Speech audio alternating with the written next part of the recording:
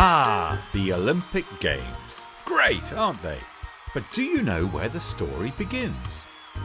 Well, once upon a time, a long, long time ago. That's right, come on, yes, hurry up, over here in Greece. Well, ancient Greece to be exact. But do you know exactly where they began? Right here, in Olympia, in the Peloponnese. This is where the very first Olympic Games were held in the ancient world. Now, what are your maths like? Can you work out how long ago the first Games took place? 776 years before the Common Era, Greece was one of the most advanced countries in the world. Okay, so the men did wear dresses. They called them togas, and they stood around talking about politics and philosophy and really brainy stuff like that. While the women had to run the household and look after the children and be bossed around by the men. But the ancient Greeks were very clever and hard-working, and they invented some fantastically useful and brilliant things. Like central heating. Yes, central heating. Toasty warm in winter. And showers, very useful in that hot, sticky summer weather. Now, the Chinese say that they invented the wheelbarrow, but the Greeks used them too, and they invented a weapon called the crossbow, made of wood, which they used in battle. And they worked out how to make a crane, very good for lifting heavy things. But let's get back to the Olympic Games. And you know where the word Olympic comes from, don't you? From Olympia, the sacred place where people came to worship Zeus, the father of the 12 Olympian gods, who were said to live on top of Mount Olympus. The games were held during a religious festival in Zeus's honour, and the Greeks would sacrifice lots of oxen as a present to Zeus, the king of the gods, on the middle day of the festival, for good luck. To lighten the mood a bit after all that bloody sacrificing, they put on contests and competitions which came to be known as the Olympic Games. Now, it's not like today. You couldn't watch the games on TV eating Pringles on the couch. You had to be there. So what games did they play?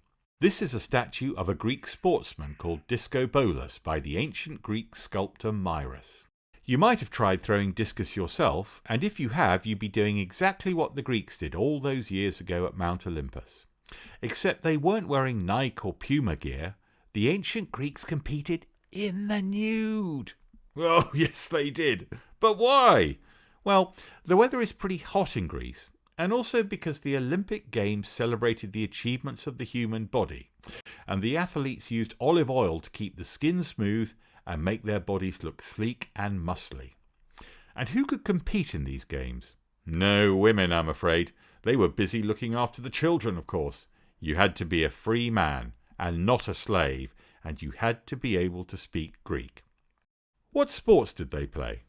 Well, you know about the discus, but things like tennis, hockey and synchronized swimming hadn't been invented back then. They had chariot racing competitions. They threw the javelin. There was boxing, and there was wrestling, and, of course, there were running races. A bit uncomfortable in the nude, I think. Talking about running, have you heard of the marathon? The very toughest of all running races. Marathon is a town in Greece about 26 miles from Athens. 490 years before the Common Era, there was a huge and fierce battle at Marathon. And the messenger boy, called Phidippides, was given the horrible job of running all the way back to Athens to tell everyone the Greeks had won the battle. He made it all the way to Athens and managed to gasp, "The Greeks have won!" before he dropped dead on the ground. That's why the race of 26 miles is still called the marathon today.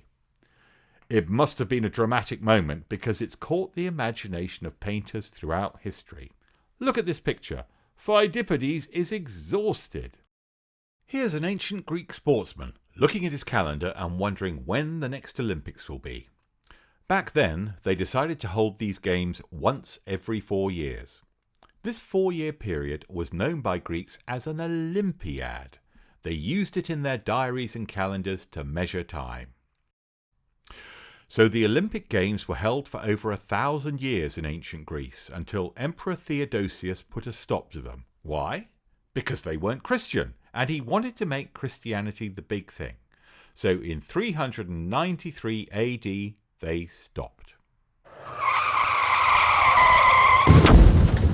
Now, let's spin forward more than 1,500 years and take you from Greece all the way to Paris in France.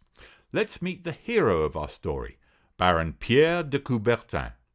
He was a rich French nobleman who was very interested in education. When he was a young man, he went to England to visit a boys' school called Rugby. "It's fantastic! The sport makes the boys strong, it gives them the discipline, and it makes them healthy and happy. It's wonderful!" He wanted to go back to the sporty days of the ancient Olympic contests and put on a competition between different countries. But first he had to persuade everyone to agree to his idea. Have you ever tried to persuade people to sell an idea you've got? It's hard. When he told people about his plan, they said, "It's crazy! It's ridiculous! It will never work!" But he didn't give up.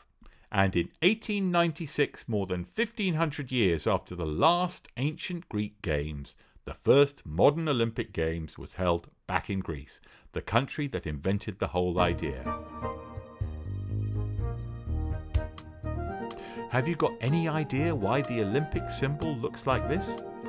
The 5 rings represent the 5 continents, and the colours are in all the national flags that compete. The Olympic motto is Citius, Fortius, Altius, which is Latin for faster, higher, stronger.